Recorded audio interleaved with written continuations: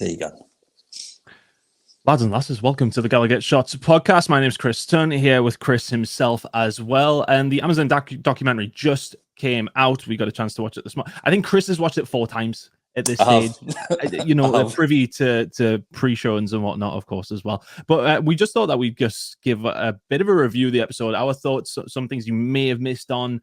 I mean, a lot of you will be eagle-eyed anyway, but just to kind of go over the episode, what we thought of it, some of the big talking points, and which ones we really picked up on, and if we've seen anything that we didn't expect to see. Chris, how we doing anyway? It's nice and early. I was in bed watching it at 8 o'clock this morning. I'm not quite as devoted as some people who stayed up till midnight. Yeah, I'm good, mate. Obviously, I had the benefit of being at the premiere last week. Me and Dick, I went along to that, and we were gifted the first 2 episodes of the documentary as well. And afterwards, we've still got access to those first 2 now. So, like you said at the start of this one, I think I'm 3.5 times through it now. Obviously, a lot of that, I didn't take a lot of it in when I was at the premiere because obviously the surroundings. I think once you're back in the comfort of your own home, obviously prepping for what we're going to do today, you take a hell of a lot more in. So I've enjoyed it so far. Yeah, I really enjoyed it. I think, you know, I was kind of sharing the same sentiment, and I've been keeping an eye on Twitter of what people have thought of it. Like the first couple of minutes, I'm like, oh, okay, like it's just kind of reminding you. And one thing, because I mean, the first 20 minutes is really recapping what happened, obviously in the first season that they came in when the takeover happened, kind of touching on Amanda and how she was there way back against Liverpool, and how, you know, that kind of the love affair, if you like, started from there.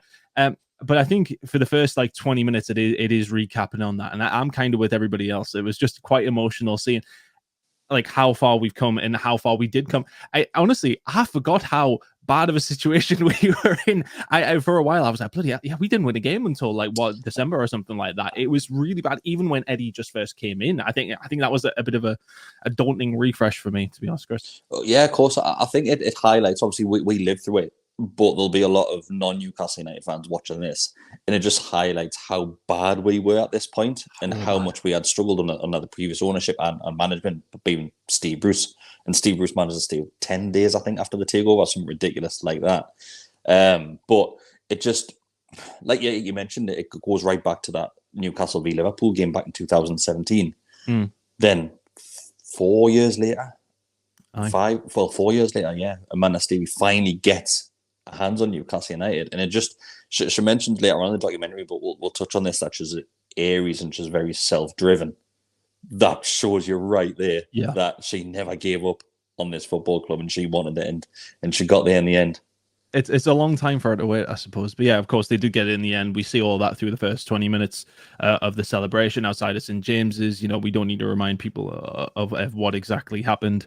Obviously, they go over how much money was spent, like straight away. We're talking about Bruno, this big signing in January. But the biggest one being Kieran Trippier as well. There's a lot of Kieran Trippier dotted in this first episode as well, which I'm sure we'll go over on top of it. But yeah, it kind of got to that point of how well we did. You know, we managed to get through, finished 11th. And I think for me, the episode really kicks in about 20 minutes through. So, you know, you've got that first little bit where we do recap, but then it starts going into the next season. It feels like they maybe weren't filming until probably about January or so, though, because, you know, the first 3-4 months of the previous season kind of just skirts by of August, October, December, yada. I think you can tell that a couple of scenes are recorded, obviously, in hindsight, realizing what's already happened, and you can tell by some of the things that they're saying, you wouldn't have known this was going to happen at this point. I did like, obviously, in fact, no, I'm going to start on a negative, okay, because I want to get the negative out the way first of all. The opening scene, this program's called We Are Newcastle United, and the opening scene is Riyadh. And so it's Riyadh and showing you why why Amanda Staveley showcased Newcastle to PIF. But then in a split second, it jumps you to Yasser Al-Rumayyan in St. James's Park doing the interview, which I just didn't get. Did we need that opening scene of Saudi Arabia skyline with the Aramco building in the background? Did we need it? I suppose, like, and I'm curious, like, because Amazon's direction will be paramount on this, I would imagine. And is it them trying to obviously spin it as, oh well, it is, you know, Saudi Arabia, yada yada, rather than the actual club being like, oh yeah, like shoving that. I'm curious who where the direction was from that one, but yeah, it was It was a strange opening scene. It was. An icky And do you know what it is? In the premiere, I was sat near Decker, and that opening scene, me and Decker just looked at each other and went, oh, God. Like, we're trying to get away from this. And it's opened with Saudi Arabia. We're going, oh, classic. What's obviously being the first time watching, we're thinking, what's the rest of this going to be like if this is how we're opening? I would say that it wasn't so bad after that, in that sense. You know, it didn't necessarily continue down that path. Of course, there was quite a bit of Saudi Arabia, and then when we're talking about the warm weather training camp that they went on in December, we can get to that in a bit. But yeah, so we got through the first 20 minutes, and then it starts to go into the season. We kind of flick through. Yes, okay, a lot of it was probably in the hindsight side of thing. But I think one thing for me, and I think one of the first things to go on to was well, first of all, we were just having a chat about it there before. How much was Newcastle to rent out for this board meeting? Is there not like a conference room we could have done this in? Do you know what it is? It's like it's a meeting where like a Bond villain would have hosted. It's like, oh, we're just going to rent Newcastle. It's going to cost a fair chunk that, but obviously pennies to PIF. What I find quite amusing in that scene is that they're just putting Newcastle scarves around the statues. Like, I hope that was Amazon. I can just imagine Amanda going around. Just wait a second, and we'll just make sure that you see and knows exactly what's going on here with all the. It's just Jamie Rubin with a pocket full of scarves, and they're just going around wrapping it around anything you can find. Oh bloody hell! Yeah, I did notice that. Yeah, so maybe a little bit extra going with Newcastle. But then they start like sort of delving in, and then probably the main storyline of the entire first episode.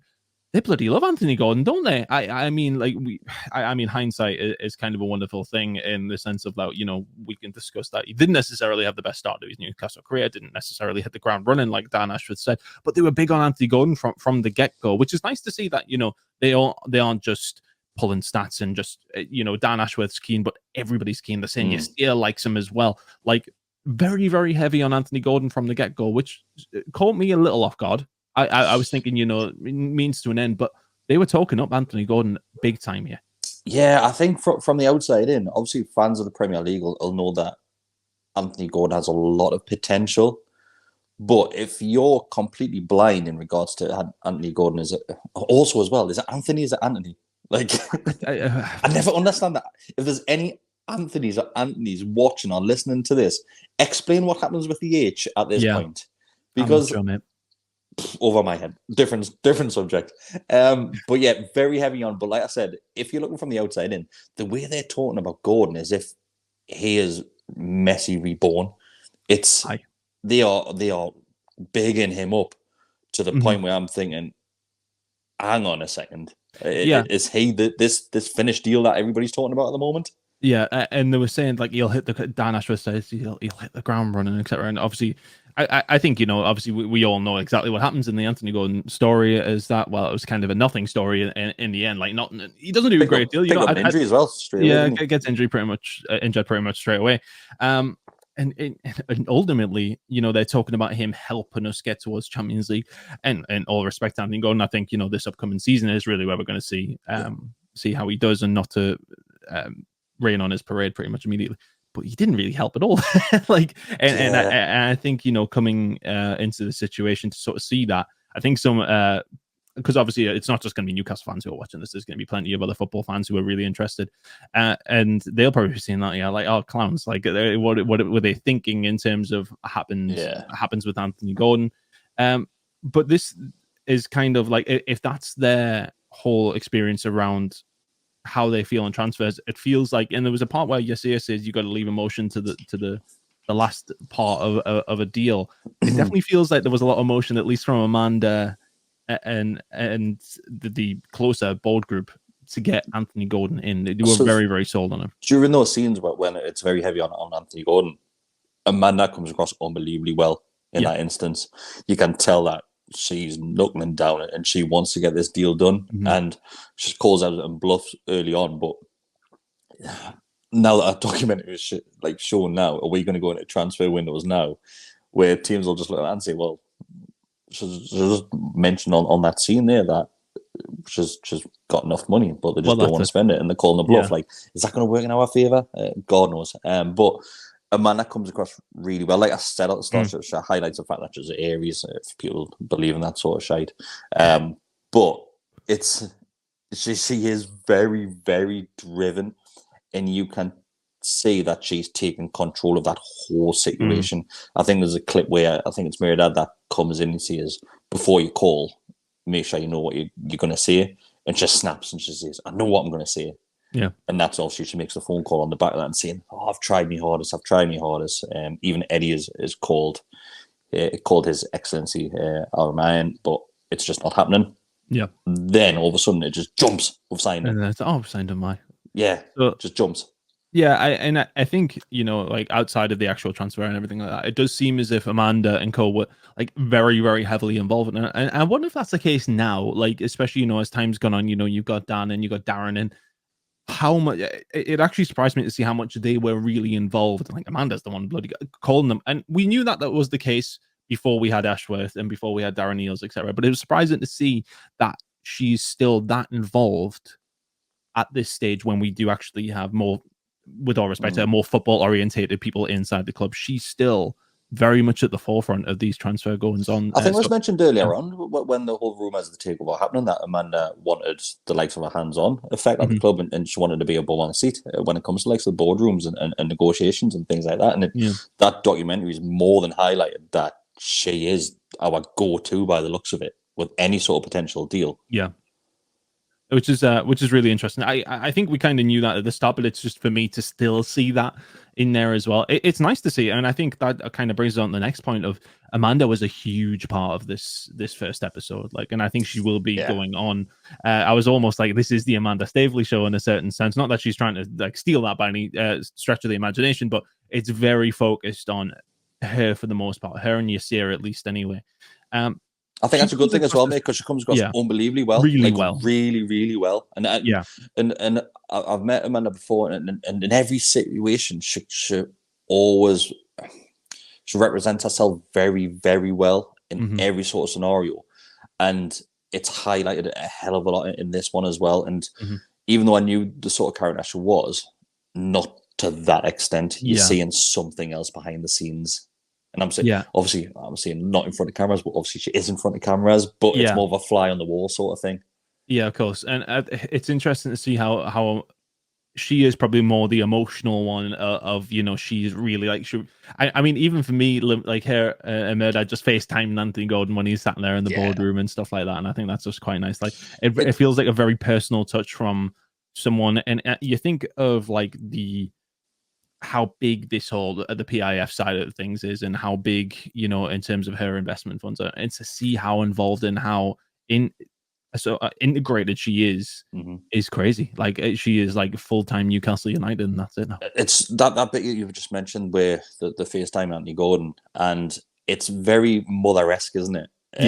She's calling them saying, anything you need, you have our phone number, give us a call, and we're sorry we couldn't be there, we should be there for you.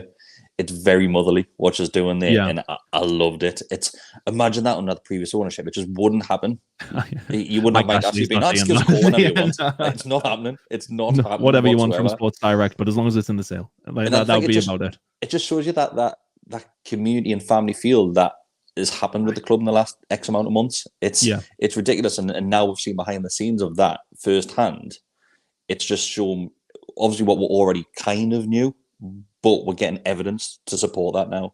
Yeah, of course. And I think you see that extend not just obviously to the players. You see that a lot with Eddie, and I think we've always kind of seen that with Eddie and Amanda. You know, like she's always embracing them, giving them a kiss on the cheek and stuff. Like, I want to kiss Eddie Howe at times anyway, so I don't blame him.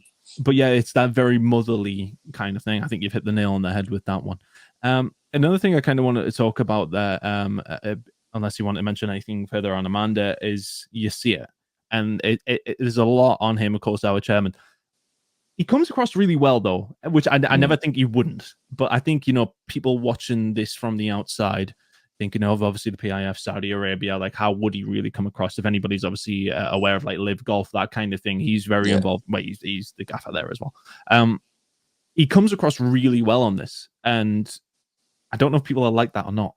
That's the thing. Like, I mean, for a Newcastle fan, I like it. Like to see, you know, he's switched on as well. Though you can tell. Like, I mean, obviously, he's obviously going to be the head of the PIF. He comes across well, though, really well. He does. I think, like you've just said there, as a fan base, we love to see that. you know for fine well, if somebody watching this and they see how well he comes across, they're going to switch that and say, oh, it's all put on, it's all in front of cameras. And he's obviously the opening scene. It's him doing the interview and basically to say, what's your ambitions? And he says, like any other fan, want to be number one. And I love that. Then they mention what sort of approach does he have with the football club? And he's saying, nothing. I don't get involved with the daily running of the club, because if it was, it'd be the point where sack the manager, put somebody else in. Yeah. And he mentions that he's chairman of many things, and that's the reason why he doesn't get involved. Yeah. But then later on in the first episode, it mentions he's the go-to guy. He signs everything off. He is that one that's signing off, and that goes back to the 80% share which PIF have in the football club. Well, that's it, isn't it? Like, he is not involved, but if you want to make a transfer, he has to sign. He has to say absolute.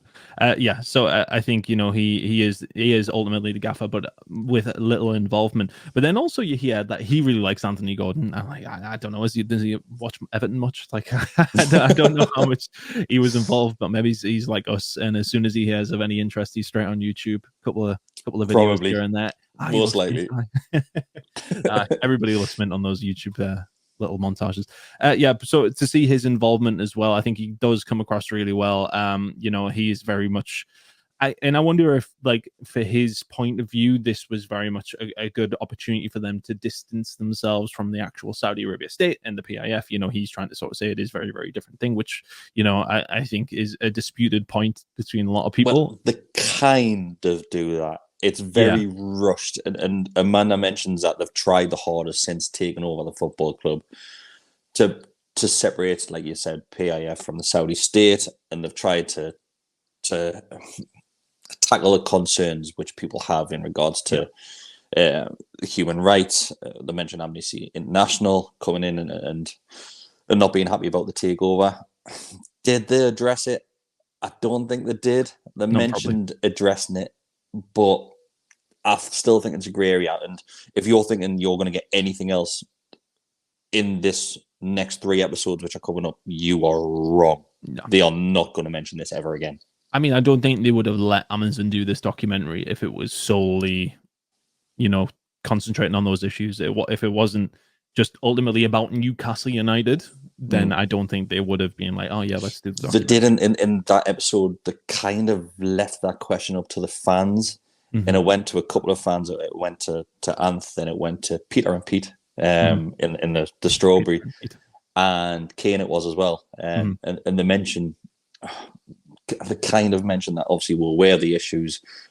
Politics and football need to stay separate. We can't ignore the fact of who these people are that bought, blah, blah, blah, blah, blah.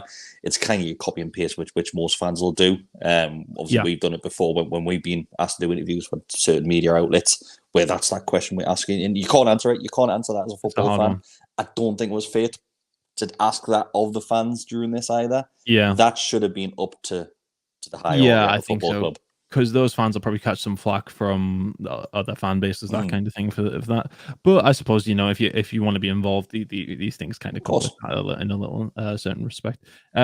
One thing I found very actually quite funny was when they were on the one where they're training camp, and Merdad's like, oh, there's 100 people. Will it fit in your house? Sia's house is massive, everybody. Who's not surprised? 100 people, no bother. No problem whatsoever. It got a laugh in the premiere, that scene, it got a laugh. There was 2 scenes that got a laugh. That was one of them. Like you said, when the scene, well, but there's 100 people. And that's fine. We'll put a bus on. It's fine. Put them in the annex. It'll be all right. We'll go on the smaller one, to be honest with you. Do they want to sleep? Got no beds. Every single one of them.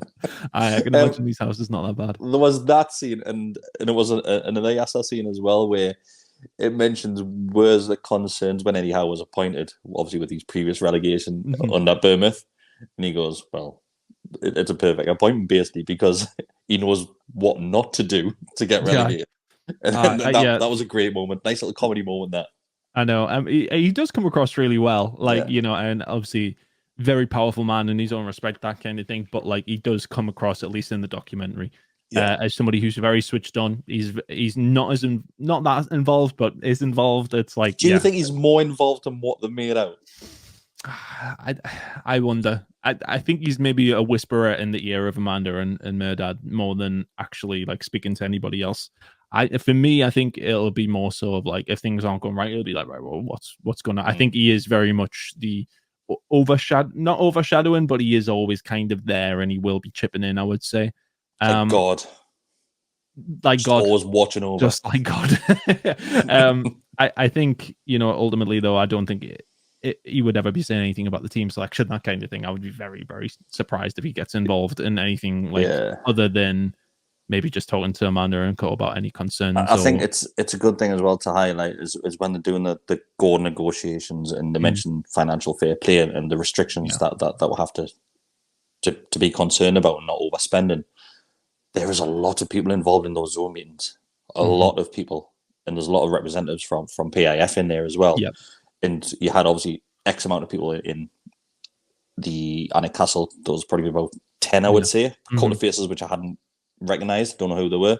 Yeah. And then obviously in the Zoom meetings, there's another 10 people, which are all over the world. I think one of them was based in America, I think, if I remember right. Yeah, possibly. I didn't quite catch all their names, but it's almost what's nice for me seeing that is that it's not just Lee Chanling anymore. And there's quite a few people kind of involved. Imagine this documentary before it's just Lee Chanling in a room. I'm sure it'd be a lot more entertaining, but for the wrong reasons. Yeah, I can't imagine it would have been very good for us, at least. Anyway, I think everybody else would have found it absolutely hilarious.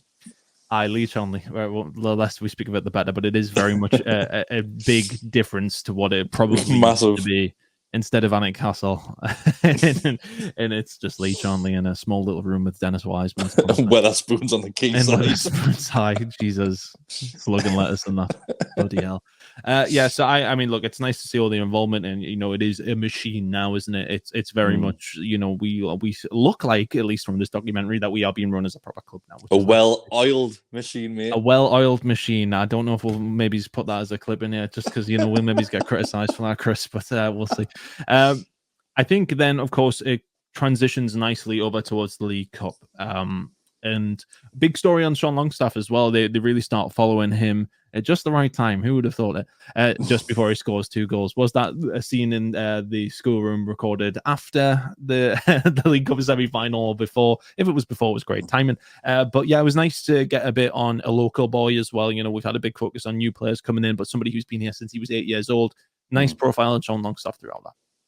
Yeah, it was great. Obviously, just before that, it's Eddie Howe talking about Sean Longstaff, and like you said, was this recorded pre-post? And he's saying, I believe that Sean Longstaff's got goals in him, and we need to bring that to the front. Bang, next goal, 2 goals. Yeah, I don't know. Maybe it's just me being a bit clinical, a bit cynical in this one. I think in all of these kind of thing is dog kicking off, of course, is.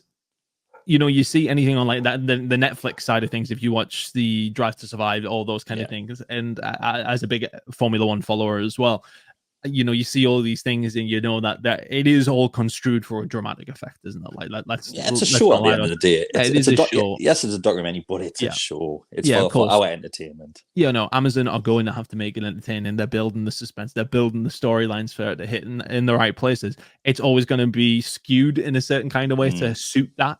And which I think, you know, is meant for us because, like, get in Sean Longstaff. But I think other people will be like, all right, but that is when what it's always going to be. The Longstaff little montage, that was it, and it was quite a chunk of it, to be honest with you. Did he get emotional at any point? Because I thought he was glossy-eyed. Maybe. Yeah, he was, wasn't he? And you could tell, like, just how much that moment meant to him in that semi-final, where he's the one that scores not one but both goals. He grabs himself a brace to put us through to Wembley. And when I was obviously the first time I watched it, I didn't really take it in. But when I've just watched it back, that's when I'm thinking, I remember that game in St James' Park. That's a moment that I'll never forget. And when I'm watching those scenes of him scoring those 2 goals and celebrating, I'm getting chills, and I'm thinking, honestly, like, what a moment for that kid. It was a great moment for us, but what a moment for him. Personally, for me, I was watching it gutted because I was away in America for work when the game was on. I had to give my dad the ticket. I was devastated. I was sitting there watching that. Bloody hell, it looked really good. It was great. Those moments in St James Park up there with the best. Yeah, don't rub it in. Sorry, mate. I know. Sorry. I was sat in a bar in Boston watching it. There'll be more. Mate. There'll plenty. I would like to hope. But yeah, it is a good moment, especially as a a lad born up here, been here since he was 8, as I mentioned. And it's nice to have that as well, because I think a lot of the focus will ultimately in this one be on the big signings, on how Newcastle are progressing, but progressing with players who are still from this area as well. It's nice to have that. Felt a bit sorry for Dan Burn. Hi, I know they're talking about Sean. Didn't feature. Burn. No. Maybe he will a little bit later on, but I suppose the story was there. He does good. He does. And I think the story in that instance was Sean, though, wasn't it? You know, but I mean, Dan did get one against Leicester the previous game, of course, if I remember rightly, as well. So I mean, hopefully, as you said, Dan is going to get. So I'm allowed to mention this now because the embargo's gone. I'm allowed to mention it because the embargo went yesterday, I believe. So I'm allowed to mention this. You can say what you want now. Yes. Been waiting. I've been bursting to tell people stuff like this.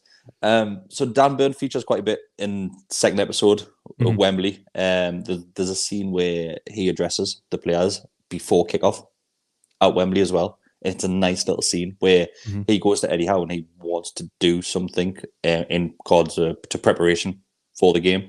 Yeah. So he comes out and I'll not tell you what it is, but he comes out and does. It's like a speech to the lads as well. It's a really nice moment. Yeah, well, we'll maybe touch on a couple of other things that potentially in the second episode when we finish what we're talking on the. We'll delve in and you can tease us if you like of what's coming up next week. But so we got the League Cup semi-final. All that's kind of over and done with. You know how big of a moment that was, and it was nice to see Amanda and Murdoch go into the dressing room, and like when she said, "What you're on fire and you're going to finish in the Champions League," at that stage, I was like, kind of like, well, at that moment in time, I don't know if we were, we weren't necessarily on fire. Yeah, okay, we beat Southampton, but we weren't playing great at that moment in time.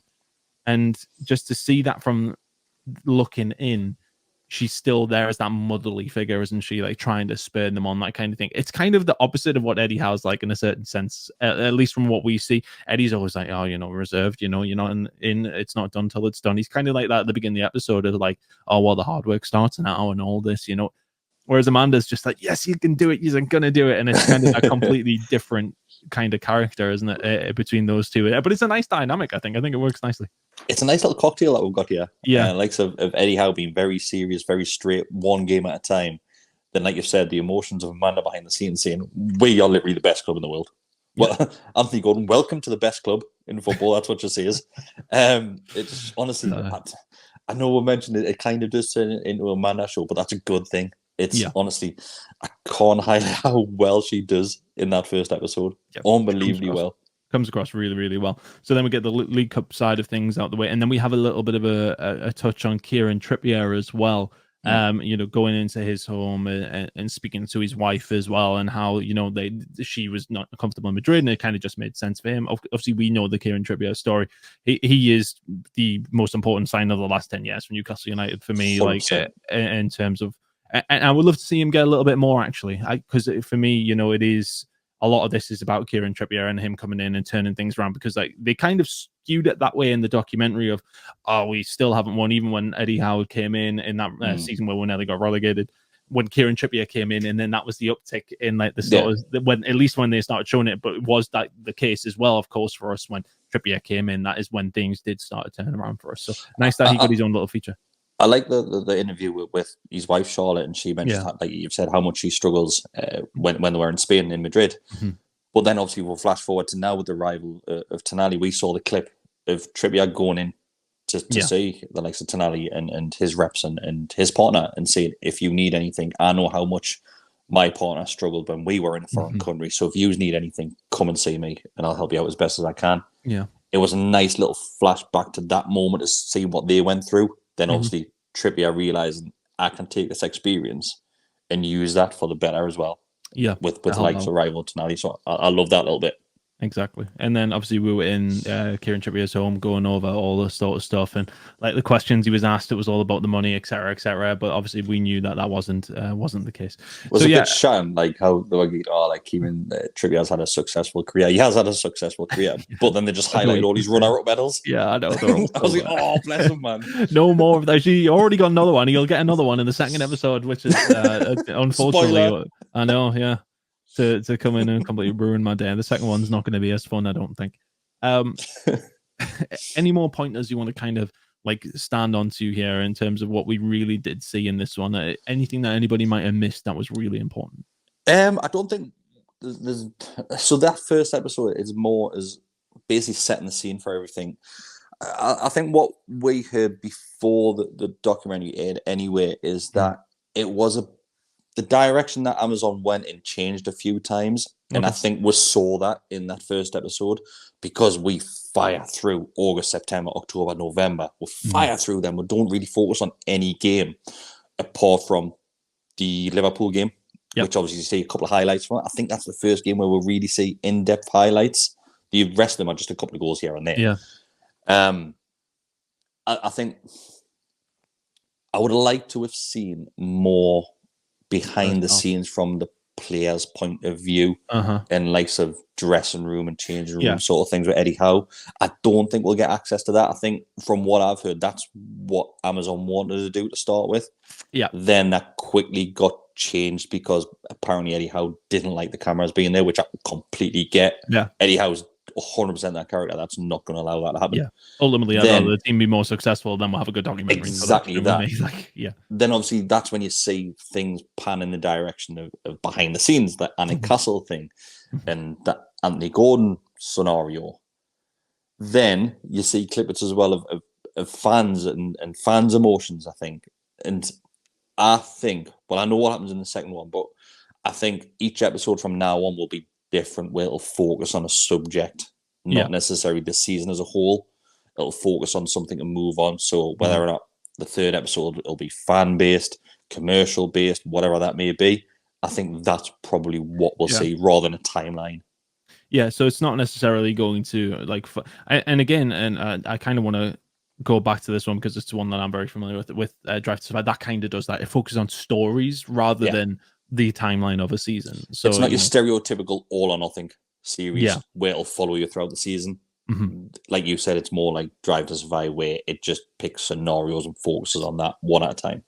Yeah, which I'm fine with. I think it's easier for for us at least anyway. We don't need to have that timeline of a season, so to speak. It'd be nice. I agree with you. It'd be nice to have seen some of that first 6 months. Like, it would have been meant to see some bits from like the City game or something like that, which is probably one of the best games of the season last season, completely. Seeing bits from like, some of our struggles. I wouldn't have minded to see a bit more of the Liverpool highlights, because if I remember rightly, we actually were probably the better team in that one. And that was we've done really well. Yeah, we were actually all right.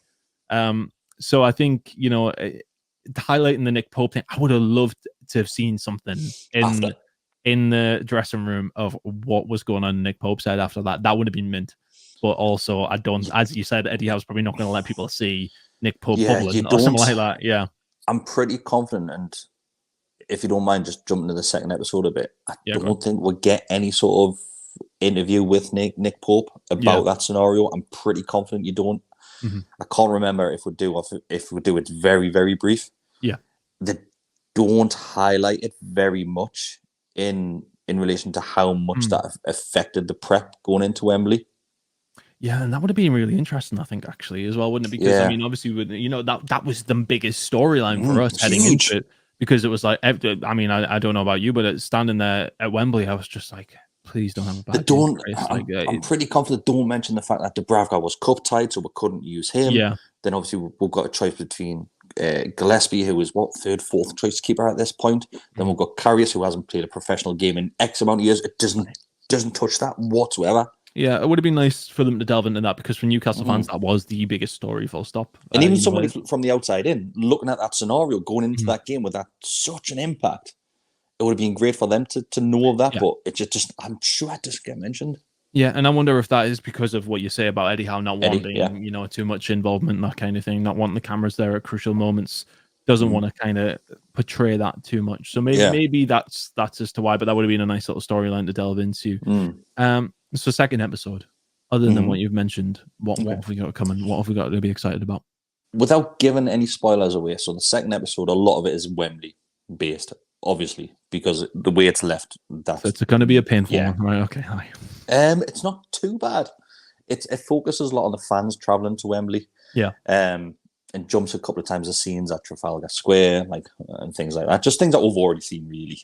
Like I mentioned, obviously you've got that Dan Burn thing, and the second episode, it focuses a lot on two things. One of them is Bruno. Bruno's got a huge part in the next episode, where we're seeing the things with Longstaff on this one and Trippier on this one. You get that from Bruno on the next one. We've already seen the quotes about the Kinder Egg story on social media. That's where they've picked it up from, episode 2. Okay. That's obviously why it was released yesterday, because that's when the embargo lifted. Yeah. So there's a lot about that and how he loves Kinder Egg chocolate randomly. Bruno's dad features quite a bit in it as well. Oh, good. How he Bruno's becomes dad. a local celebrity and how he loves it. Then it follows Bruno going to the Football Writers Award, where he picked up Northeast Player of the Year. Bit of story behind that. But then a lot of it is commercial. So it talks about getting the right sponsor. So it goes into the likes of Seller and how it was between a few different companies. So it focuses a lot on sponsorship and why sponsorship is so important after the lack of investment that we've had over the last X amount of years. Yeah. So that'll be that's interesting. About it, really. Yeah. So that'll be interesting from how it's been really interesting for how a club is ran, or at least from our perspective, at least how Newcastle United is ran. Very heavy with the owners in there. We're going to get to see, as you mentioned, some things around the commercial side of things, so that'll be interesting as well. Maybe just a different spin, as you said.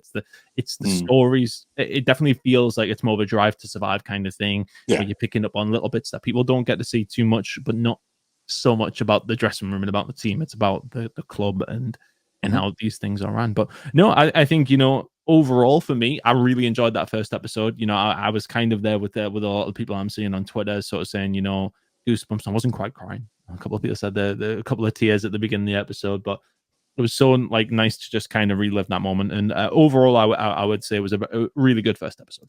It was done well. It was done and produced very well. Like we said, I'm not sure if I would have liked the whole timeline more. I probably would have, because I love the All or Nothing series. Yeah.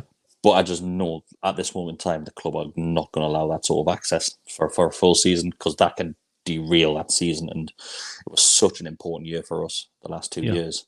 But if the first and second episode are apparently the third and fourth are even better, those are the best 2 episodes, third and fourth, because I think obviously it'll be heavily on Champions League football. Yeah.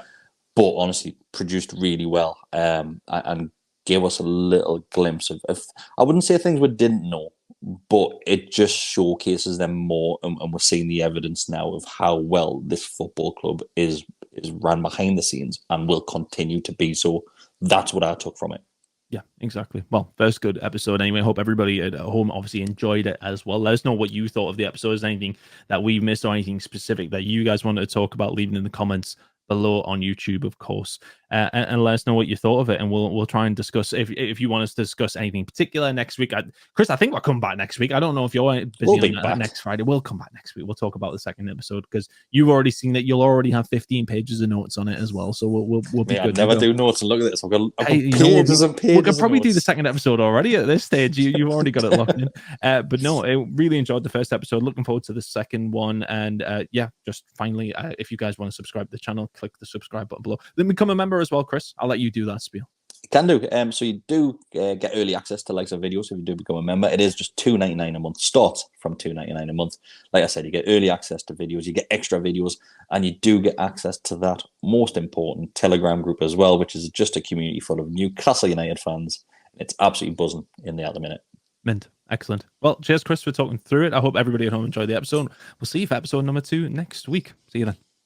Sure.